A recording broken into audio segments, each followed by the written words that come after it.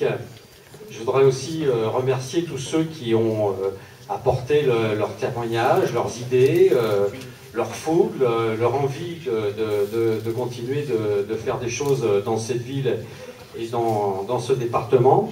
Je pense qu'à travers leurs idées, leurs témoignages, leurs mots, vous aurez puisé des tas d'idées, des tas de raisons d'aller réélire Nadine Garcia et Marie-Claude Garrel au Conseil général avec leurs deux suppléants qui sont pleins de jeunesse et pour lesquels on regarde avec eux l'avenir.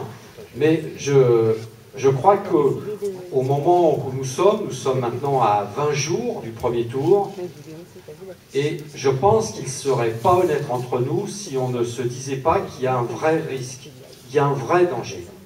La télévision, vous le voyez bien, les grands médias ne parlent pas de l'élection cantonale.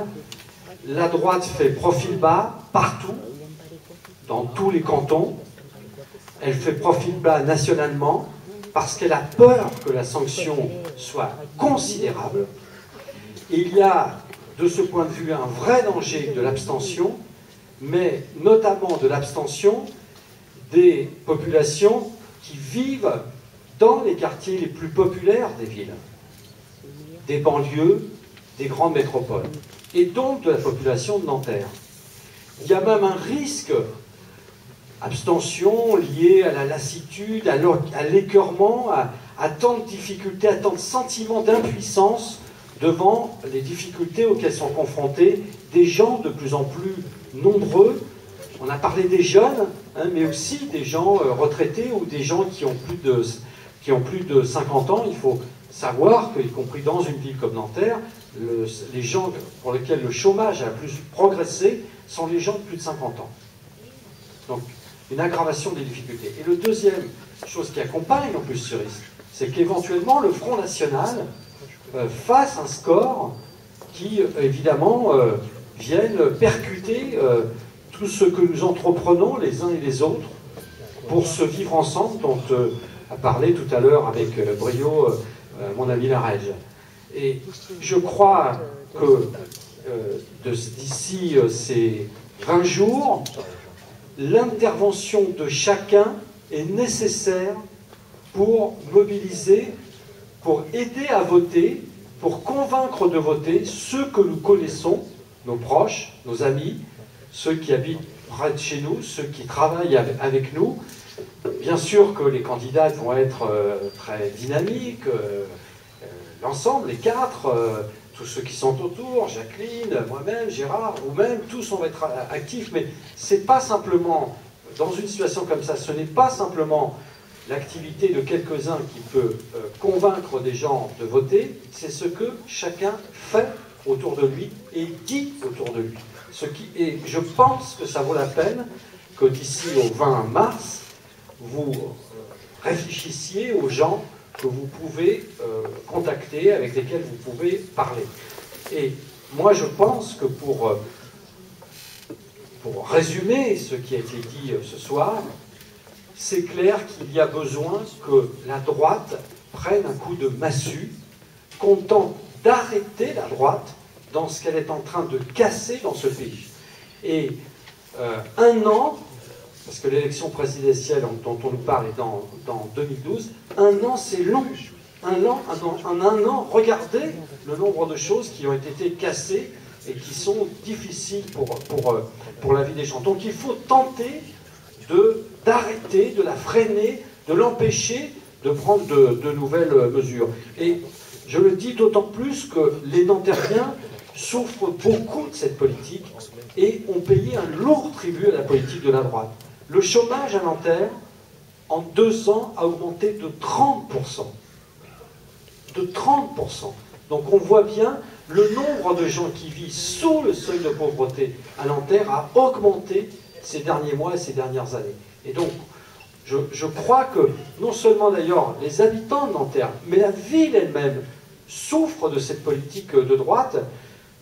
Chacun voit bien qu'avec la suppression de la taxe professionnelle qui a permis aux grandes entreprises, aux entreprises d'économiser 5 milliards d'euros, évidemment, les villes, progressivement, vont entrer dans des difficultés croissantes au plan de leurs ressources, et ça sera le cas également de la ville de Nanterre. Il y a une deuxième raison, et je dirais que les gens des Hauts-de-Seine ont besoin de mettre un deuxième coup de massue, d'y aller 2 fois mettre un coup de massue. Parce que dans ce département, la droite UMP, la plus réactionnaire, elle est au pouvoir depuis 47 ans. Ça fait 47 ans que la droite est au pouvoir. On a beaucoup parlé de ce qu'elle fait. Souvenez-vous simplement, y compris que d'une chose peut-être, sur le logement, la loi SRU, elle a été votée il y a 10 ans. Il y a 10 ans, dans le département des Hauts-de-Seine, il y avait 30% de logements sociaux. Aujourd'hui, il y en a 25. C'est-à-dire que dans ce département, la droite, elle a réussi le tour de force de faire baisser la part de logements sociaux. Et les conséquences, elles sont, pour tous les jeunes que Samir rencontre, qu'il y a 10 ans, en gros à Nanterre, on réussissait à loger un jeune en 18 mois. Il posait sa candidature pour avoir un logement social, on le relogeait en 18 mois. Aujourd'hui, nous n'arrivons pas à loger un jeune à Nanterre en moins de 3 ans à 3 ans et demi pour avoir un studio ou pour avoir un 2 pièces. Voilà très concrètement comment les habitants souffrent. Et d'ailleurs, la politique, elle est tellement caricaturale, cette politique de droite, qu'elle est tellement indéfendable que quand on lit les propos du candidat, l'un des candidats de droite à Nanterre, de l'UMP, Lefray, il écrit « Les Hauts-de-Seine doivent devenir le département où le logement sera le plus abordable ». C'est-à-dire que même lui, presque se met dans l'opposition, tellement la politique qu'ils ont menée depuis maintenant 47 ans est indéfendable. La deuxième raison, je pense, pour essayer de motiver les amis, des proches de venir voter, c'est évidemment Nanterre. Ça a été dit tout à l'heure avec beaucoup de passion par les uns et par les autres, mais c'est vrai que vous le savez, cette ville de Nanterre est une des villes les plus convoitées.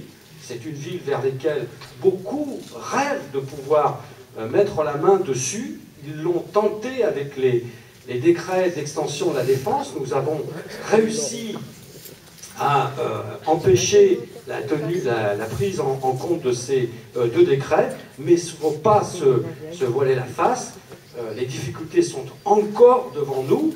Il va falloir continuer de faire entendre la voix de Nanterre et de faire la voix de Nanterre pour que cette ville ait le droit de continuer de se développer tout en restant une ville chaleureuse, une ville ouverte à tous, une ville et à toutes, une ville populaire, une ville dans laquelle on veut vivre ensemble. On travaille cette dimension dans laquelle les gens sont très actifs, qu'ils soient jeunes, retraités. Nanterre est une ville extrêmement active, où les gens sont extrêmement entreprenants, et donc Nanterre veut avoir ce droit de continuer de se développer comme cela, aux côtés du plus grand quartier d'affaires d'Europe.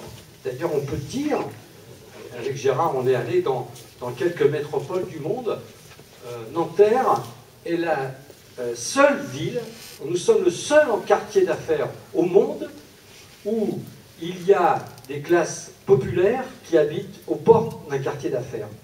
Même à Pékin, les quartiers populaires de Pékin ont été rasés pour laisser la place aux quartiers d'affaires.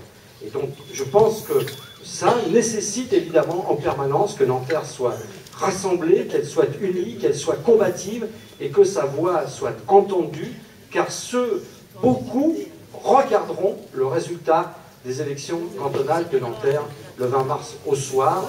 Et en fonction du résultat, on peut se dire que les mois qui suivront, dans lesquels nous allons devoir négocier avec l'État, dans les contrats de développement territoriaux, on n'y ira pas avec la même force et avec la même capacité d'imposer le point de vue des Nanterriens en fonction du résultat de cette élection. Et donc, c'est aussi le sens, je crois, qu'on veut donner à cette élection avec Jacqueline, en étant aux côtés de nos 2 candidats, de nos 4 candidats, en apparaissant. C'est pas qu'on a envie, ni Jacqueline ni moi, de de nous mettre en avant, mais c'est évidemment pour dire à toutes et à tous que, évidemment, avec Nadine et avec Marie-Claude, on a là deux élus avec laquelle qui travaillent ensemble, avec nous, dans le sens de l'intérêt de la ville, que ce soit dans la ville, au Conseil général et partout où il faut aller pour faire entendre la voix de Nanterre et la voix des Nantériens. Donc moi, je veux vraiment vous mobiliser, vous dire combien cette élection est importante et que les 20 jours qui vont être devant nous vont compter. C'est dans les derniers jours, tout le temps, que les gens se déterminent. Et donc, j'ai envie de dire, la campagne commence.